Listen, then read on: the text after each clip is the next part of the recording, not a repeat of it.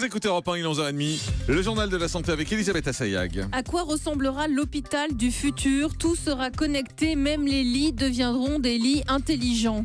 Un lien a été établi entre la jaunisse du nouveau-né et les cancers infantiles, en cause le traitement par photothérapie. Et puis un Français sur deux utilise son téléphone quand il marche dans la rue et ça augmente le risque des accidents de la route. Et tout d'abord donc cette question, à quoi va ressembler l'hôpital de demain ? Un salon destiné aux professionnels a ouvert ses portes à Paris. On va pouvoir y découvrir toute une série d'innovations, des innovations qui vont révolutionner la vie des patients et du personnel. L'hôpital de demain sera un hôpital connecté. Écoutez les détails avec Mélanie Gomez pour Europe 1.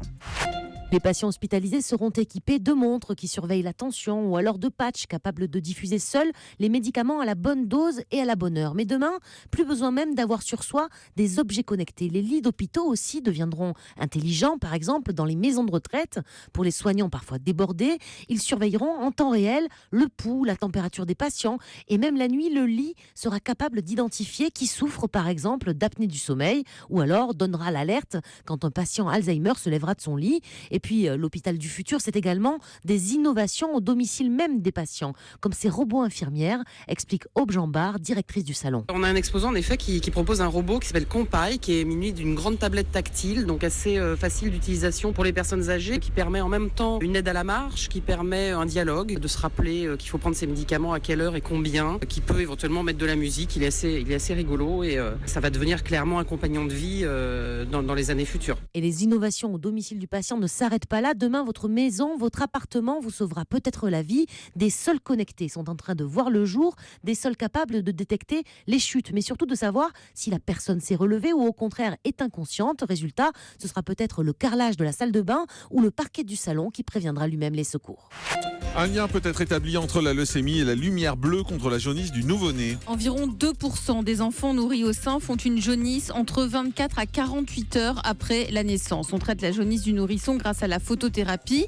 On le met sous une sorte de lumière bleue et d'après des chercheurs de l'Université de Californie aux États-Unis, cette technique pourrait augmenter les risques de cancer, notamment les risques de leucémie dans l'année qui suit la naissance. Ils se sont penchés sur les données de plus de 5 millions d'enfants nés dans les hôpitaux californiens entre 1998 et 2007. Les chercheurs ont observé un risque de 1,6 fois plus élevé de déclarer un cancer avant l'âge d'un an pour les enfants traités avec une lumière bleue.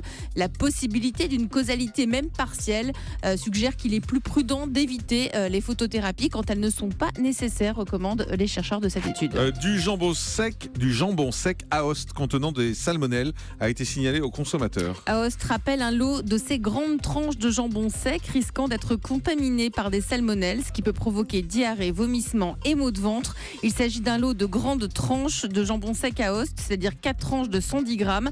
Pour plus d'informations, vous pouvez joindre le service consommateur Aoste au 04 90 84 24 69. Et on termine avec le chiffre du jour. 50%, c'est-à-dire un Français sur deux, utilise son téléphone en marchant. C'est dangereux parce que cela augmente le risque d'accident de la route. Ça touche principalement les 18-24 ans. 92% des jeunes écrivent ou lisent des messages en marchant. La concentration d'un piéton qui utilise son téléphone est entièrement consacrée à son écran. Il sera alors moins attentif aux événements extérieurs comme les voitures ou la couleur des feux de signalisation. Et ce piéton aura donc plus de risques d'être impliqué dans un accident de la route. Effectivement, merci Elisabeth.